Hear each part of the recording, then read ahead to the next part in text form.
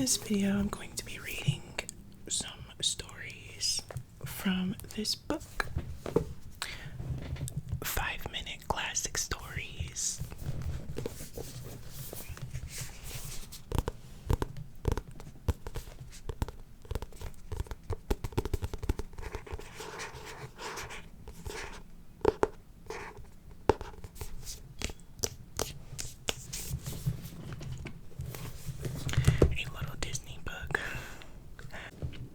Let's get into it.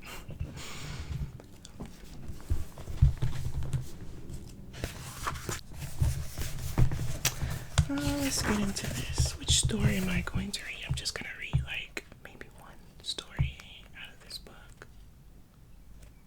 Should I read? It's going to be like Pinocchio? No. Aristocats. I want to show you, they have Lion King, they have Bambi, Lady and the Tramp, The Jungle Book, Pinocchio, Aristocats, Robin Hood, Peter Pan, Lilo and Stitch, 101 Dalmatians, Dumbo, and Alice in Wonderland.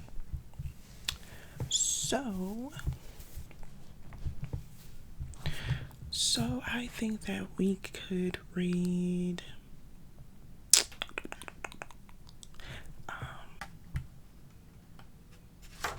let's just read The Lion Kings. I think everyone likes The Lion King. The Lion King, A Prince's Day. It was early morning at Pride Rock. Simba and Nala couldn't wait to go out and play. "Let's go down to the river," Nala said loudly. "Shh," Simba whispered. "We have to be quiet or Zazu will hear us." But it's too late. Zazu had been on the lookout for the young prince. "Ah, there you are, Simba," Zazu said, landing in front of Simba. "Come along, we have a busy day of training ahead of us." This looks like that.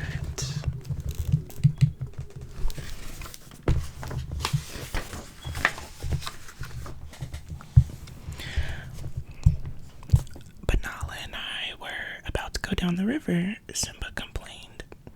"Nonsense," Zazu said. "As a prince, you have certain responsibilities." "Young sire, and we can't keep them waiting."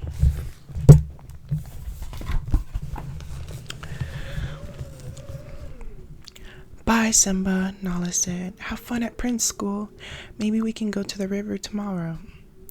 "Not if Zazu has anything to say about it," Simba grumbled, watching as Nala bounced away. Zazu led Simba down to the watering hole where all the animals of the Pride Lands were taking turns drinking water. Part of a ruler's responsibility is solving disputes between his subjects. A perfect animal is the watering hole. Each animal needs to have a turn to drink, Zazu explained. "See that herd of antelopes? They have been here too long. It's the rhino's turn." You there," the bird said, yelling at the antelopes.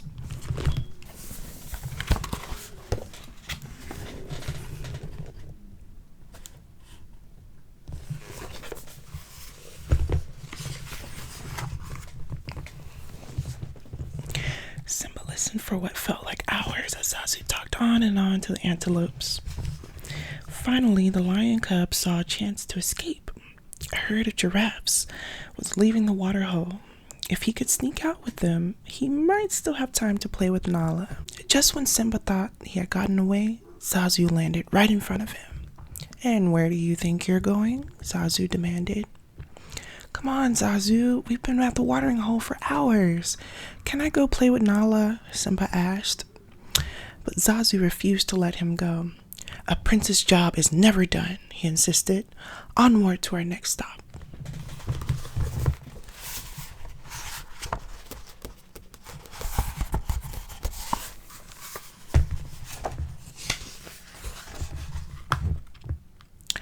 Zazu led Simba back to Pride Rock where Mufasa was listening to his subjects' concerns. "A king must listen to the other animals," Zazu explained. "You can learn a lot from your father."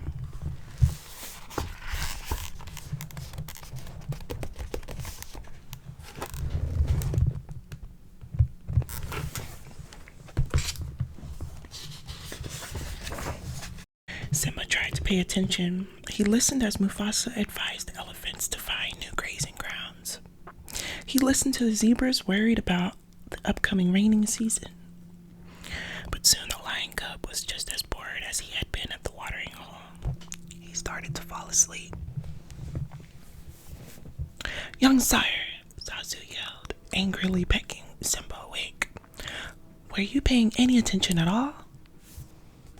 Simba yawned, shaking himself awake. He looked around. The other animals were gone. Mufasa must have finished for the day. I heard some of it," Simba replied. Frustrated, Zazu flew up in the air. "Come along, Simba. We aren't finished yet," Zazu said.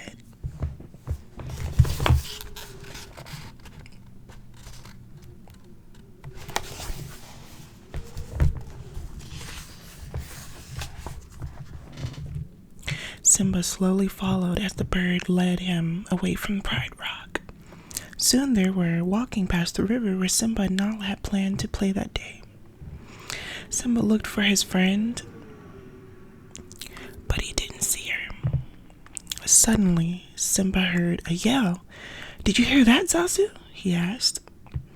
"Hear what, Simba?" Zazu said. There was another yell. "That!" Simba said, running towards the river. Zazu flew after him. It was Nala. She had fallen into the fast-moving river and couldn't get out. Hurry, go get my father," Simba ordered Zazu. The bird flew away in search of Mufasa, but Simba knew there wasn't time to wait. Nala needed him now.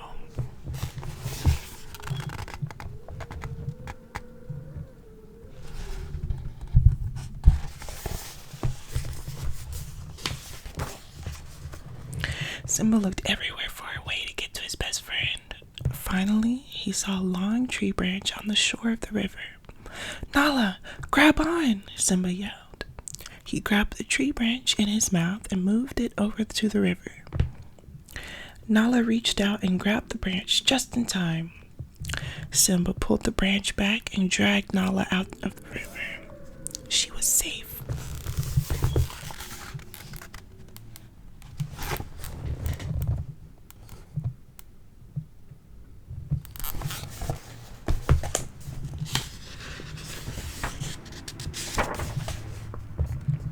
"Simba? Simba!" Mufasa called, running to the river.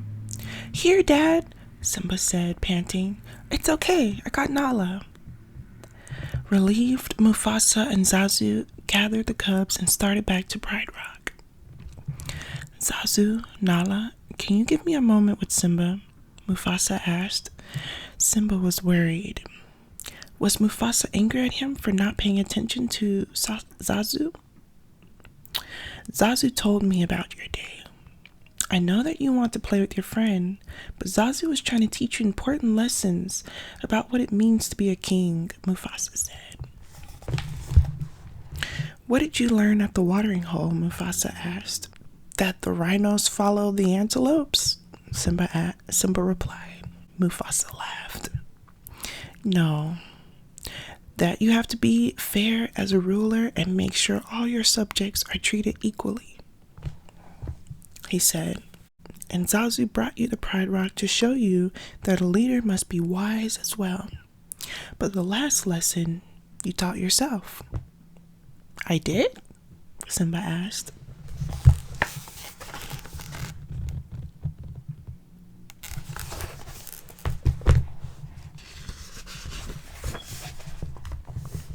"Yes, my son.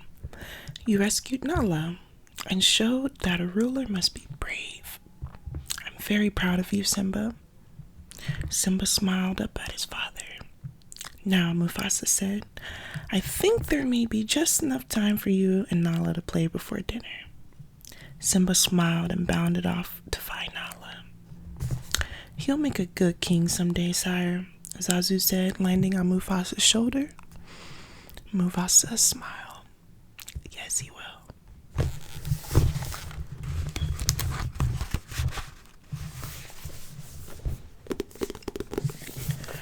So that was a pretty good story. So I hope that you found it relaxing or anything like that. And I will see you guys in my next video.